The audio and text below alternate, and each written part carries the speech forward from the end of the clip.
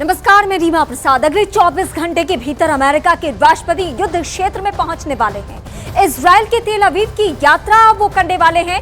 Hamas और Israel के बीच जारी युद्ध में तेल अवीव पर भी हमले किए जा रहे हैं। मिसाइलों से अटैक हो रहा है।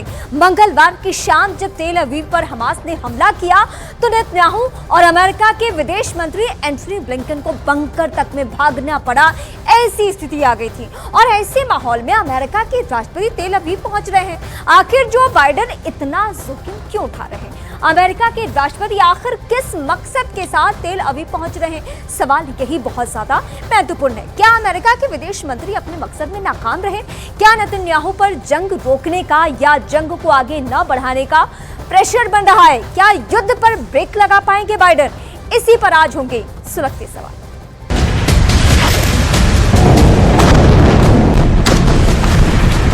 החמאס חשב שאנחנו נתפרק, אנחנו נפרק את החמאס. On Wednesday, President Biden will visit Israel.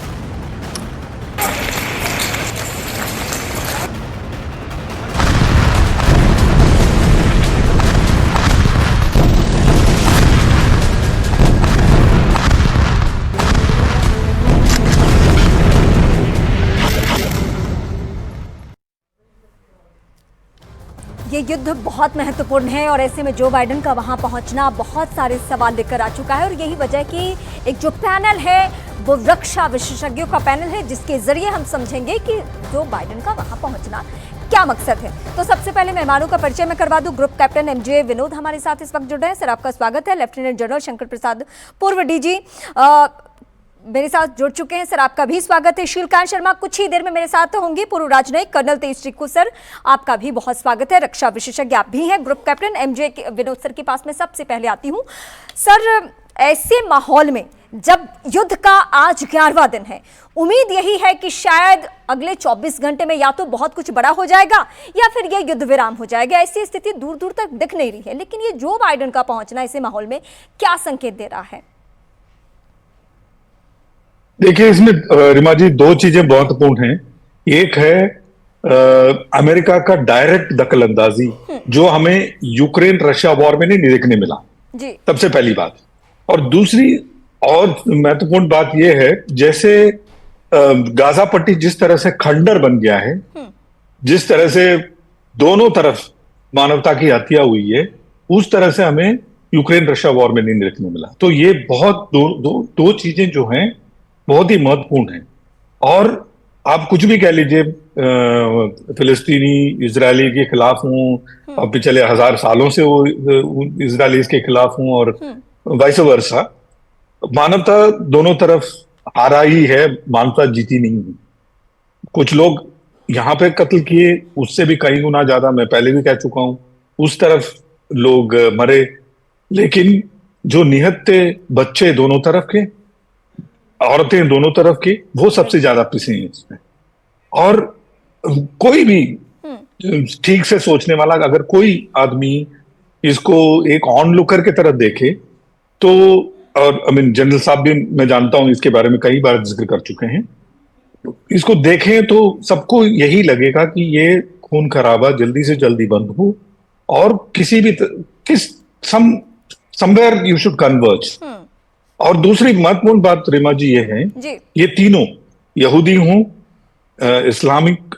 इस्लाम हो या फिर क्रिश्चियन हो, इन तीनों के फोर फादर एक ही हैं। उनका नाम है इब्राहिम या अब्राहम। तो कहीं ना कहीं इनको ये सोचना होगा कि मेरे तो परदादा जी हम तीनों के एक ही हैं, तो हम क्यों ना एक ही छत के नीचे अमन शांति से रहें।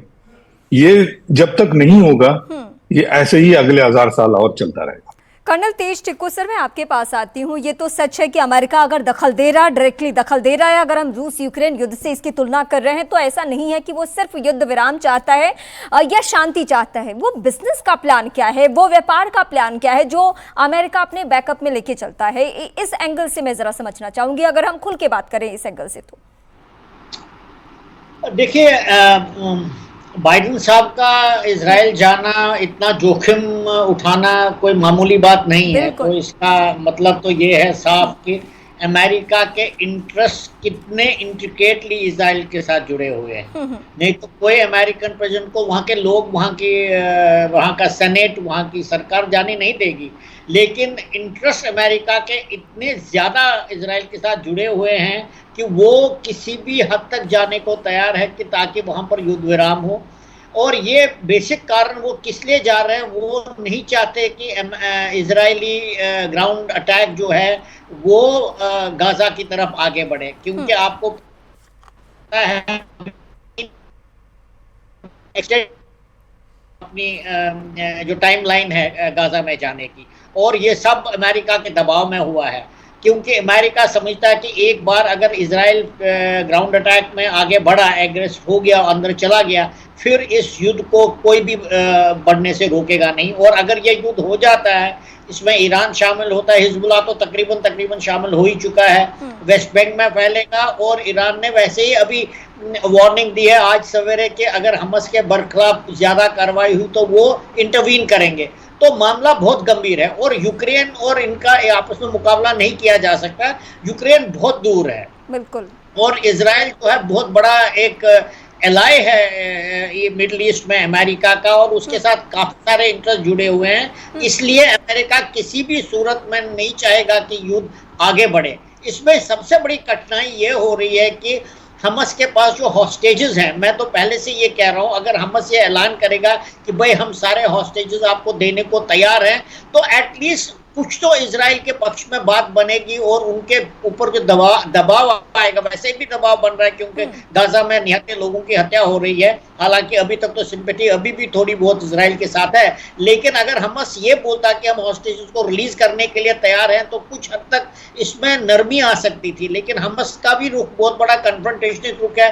उन्होंने कुछ घंटे पहले ही बोला कि हम आखिरी दम तक लड़ाई लड़ते रहेंगे, क्योंकि उनको यकीन है कि अगर वो सुरंगों में टनल्स में लड़ाई इजराइल करना चाहेगा तो इजराइल का नुकसान भी होगा और हॉस्टेजेस भी नहीं बचेगी। ठीक है सर, मैं आपके पास आती हूँ। लेफ्टिनेंट जनरल शंकर प्रसाद, पूर्व डीजी मेरे साथ है। शंकर प्रसाद सर, ये जरा बातें हम समझते हुए ही आगे बढ़ेंगे कि इजराइल का ये स्टेटमेंट कि हम हमास के खात्मे तक लड़ाई लड़ेंगे, हर हाल में उसे खत्म कर देंगे, हमास का बार बार ये कहना कि तकरीबन 250 लोग बंधक है, बार बार प्रेशर बनाना, और ऐसे वक्त में जो बाइडेन का आना, कोई भी ऐसा रास्ता आपको दिख रहा है, कुछ भी ऐसा विकल्प आपको दिख रहा है जिससे युद्ध विराम की तरफ हम आगे बढ़े या शांति की ओर हम आगे बढ़े?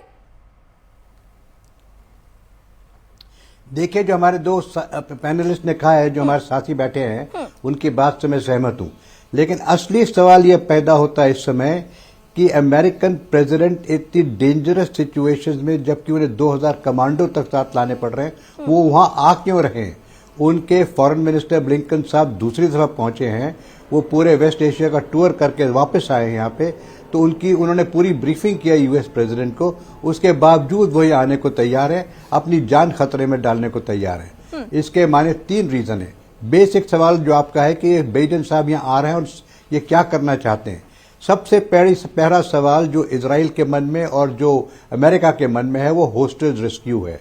दूसरा, वो ये चाहते हैं कि हमास को फाइनली खत्म किया जाए, और तीसरा जो इजराइल चाहता है कि फाइनली एक दफा बॉर्डर डिलीनिएट हो जाए, जिससे कि मालूम चल जाए कि किसका बॉर्डर कहाँ है, फाइनल सेटलमेंट है। ये लास्ट लड़ाई लड़ रहा है इजराइल। अगली बात जो समझने की बहुत गंभीर है वो ये है कि इस इजरायली साइकी को समझना बहुत जरूरी है। इजरायली साइकी वो साइकी है जो कि अपने पूर्वजों के साथ होलोकॉस्ट में लाखों आदमियों को खो चुकी है। वो एक छोटा सा देश है, 70-80 साल में देखिए उसने कहां से कहां तरक्की की है। वो न्यूक्लियर पावर है, उसके पास बेस्ट मिलिट्री टेक्नोलॉजी है, उसके पास इस किस्म के लोग हैं जो कि मरने लड़ने को तैयार हैं। आप देख रहे हैं वहां पे 95 ईयर ओल्ड एक पुराना सोल्जर वहां खड़ा है, वहां प्राइम मिनिस्टर का बच्चा लड़का वहां पे 22-23 साल का लड़ाई में उसको विदा कर रहे हैं वो। तो दिस इज द जनून in the Israelis to now settle their problem. तो इस जनून के अंदर यूएस प्रेसिडेंट आके, और ये बात हमेशा याद रखनी चाहिए कि America is the greatest supporter of Israel. जितना आपके सोच रहे हैं कि बैंक्स अमेरिका में चलते हैं, वो सब जूइश बैंक्स हैं। सारा पैसा वहां का जो है अमेरिका का, वो जूस कंट्रोल करते हैं। ये नहीं मैं कह रहा इजराइल कंट्रोल करता है, but Jews are the biggest money and the bank operators in America. So इन सब चीजों को देख के प्रेसिडेंट ऑफ यूनाइटेड स्टेट ये चाहेंगे कि किसी तरीके से भैंस भी मर जाए और लाठी ना टूटे।